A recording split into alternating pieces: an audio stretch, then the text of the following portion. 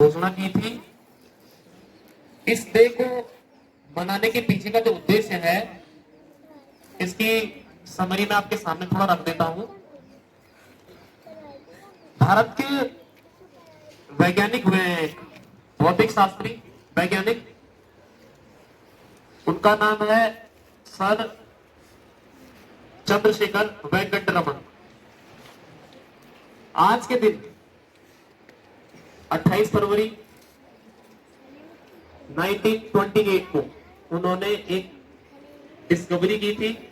उस डिस्कवरी का नाम रमन इफेक्ट होता है। आपके मन में जरूर सवाल आ रहा होगा, ये रमन इफेक्ट क्या होता है।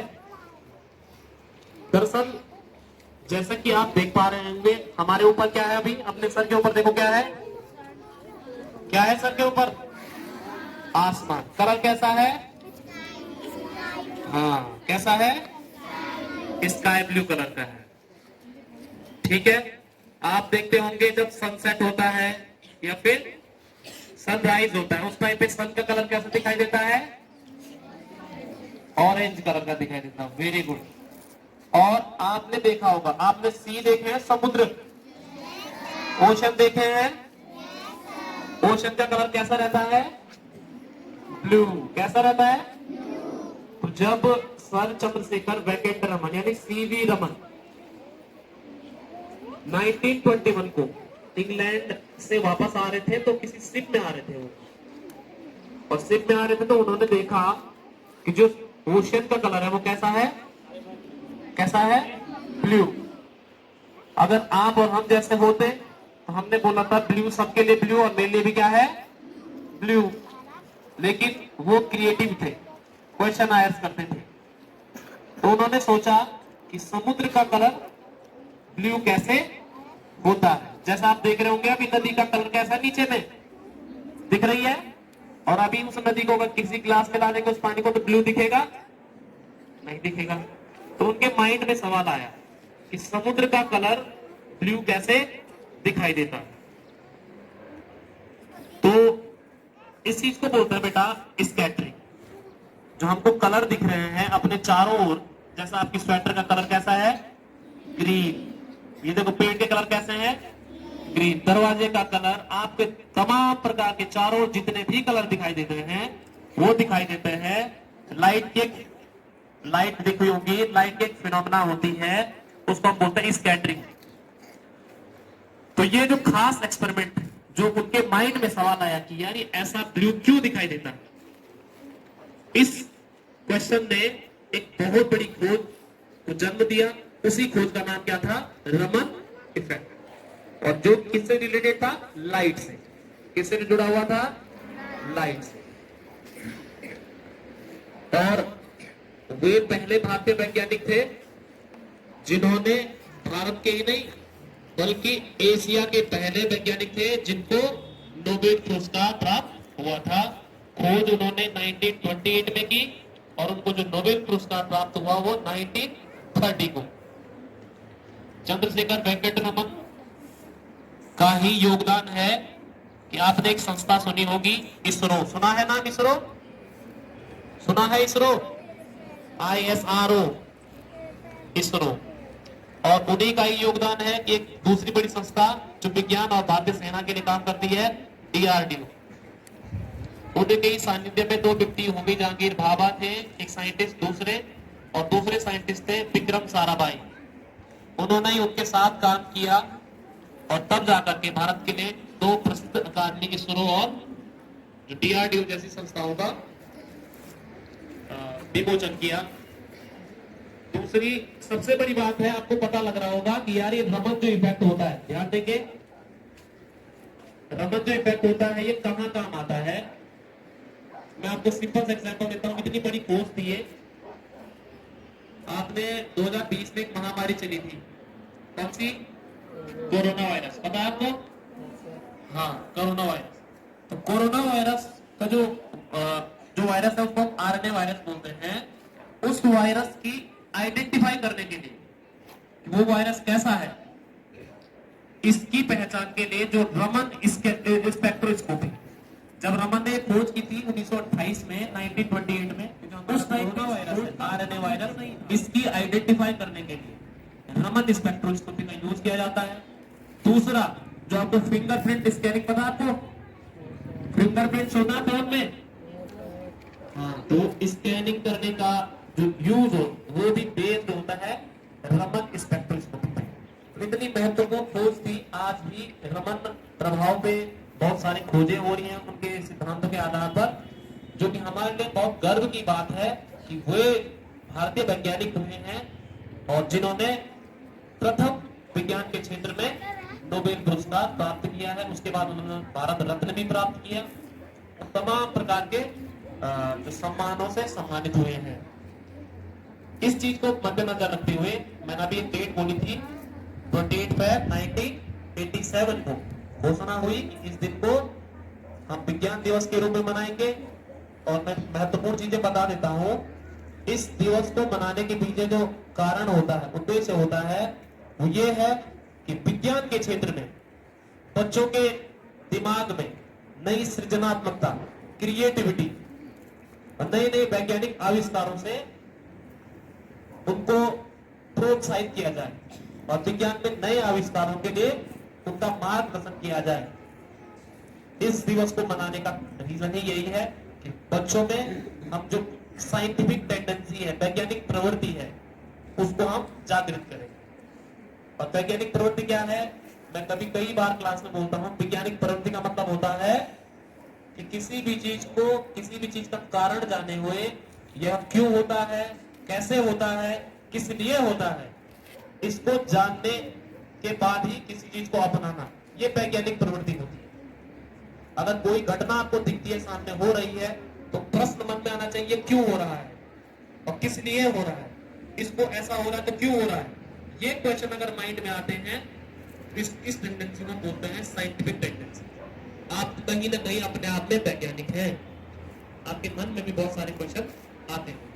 इस दिवस को मनाने का उद्देश्य ये होता है, इस दिवस में बहुत सारे, आज के दिन पे बच्चे बहुत सारे अपने नई क्रिएटिविटी को देते हैं, अपनी क्रिएटिविटी के आधार पे बहुत सारे मॉडल बनाते हैं, प्रोजेक्ट्स बनाते हैं, अपनी एक विचारधारा देते हैं कि आगे आने वाले समय में क्या होगा।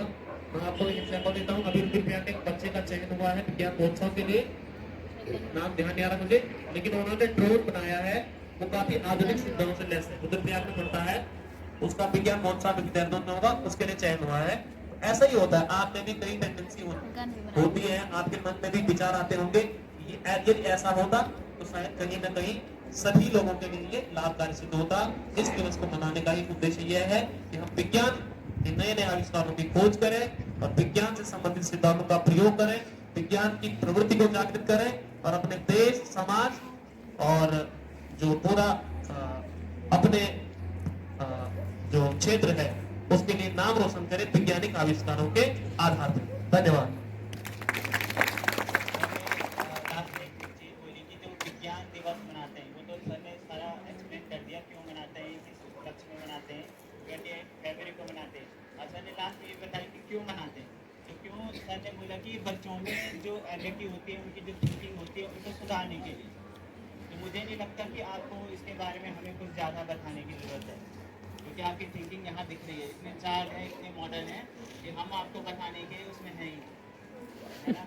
इतनी बड़ी स्कूल है, सेलिब्रेशन होता है, तभी हम आपको एक्सप्लोर कर सकते हैं आपके थॉट को, आपके दिमाग में क्या चल रहा है, जब आप हमें बताएंगे। और जो एजुकेशन होता है वो इंटरेक्शन होता है स्टूडेंट और टीचर के बीच में।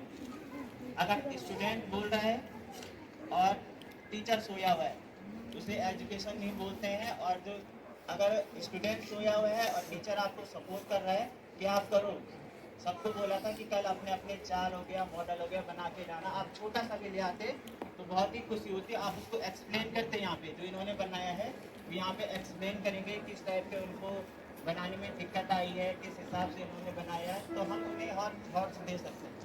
और तब तक हम इन्हें आपको थॉट्स नहीं देंगे जब तक आप उस पर कार्य नहीं करते।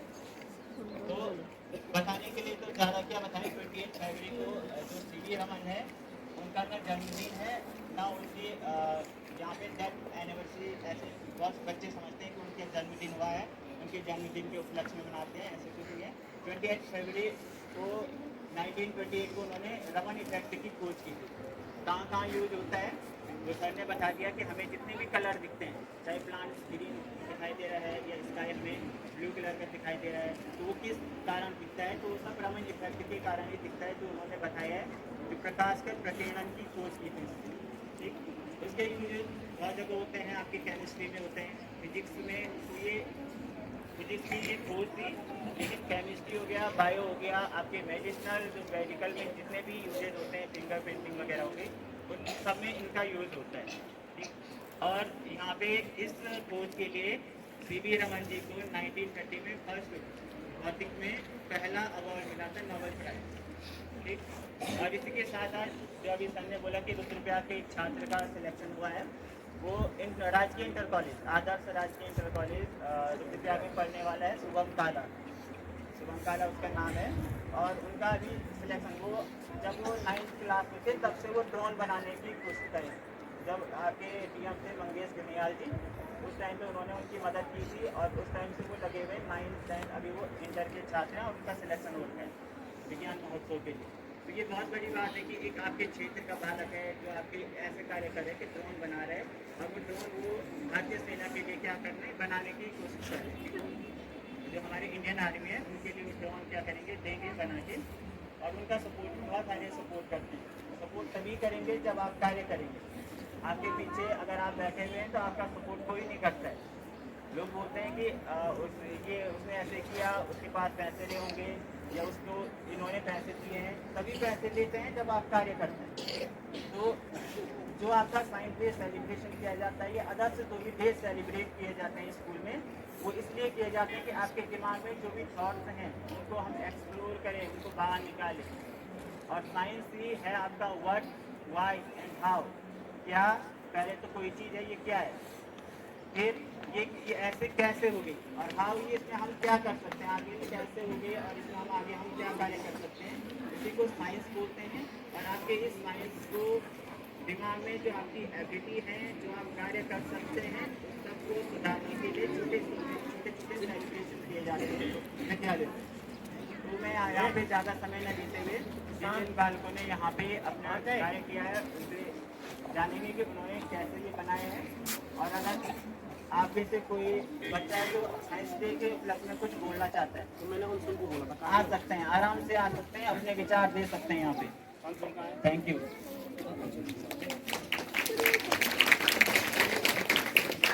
थैंक यू सर, आपने विज्ञान दिवस और जो मेरे से रह गई थी वो जानकारी कि हमारे क्षेत्र का ही एक बालक है जिसने कि विज्ञान दिवस और फिर विज्ञान के क्षेत्र में काफी उल्लेखनीय कार्य किया। ये आज कौन सा डे है?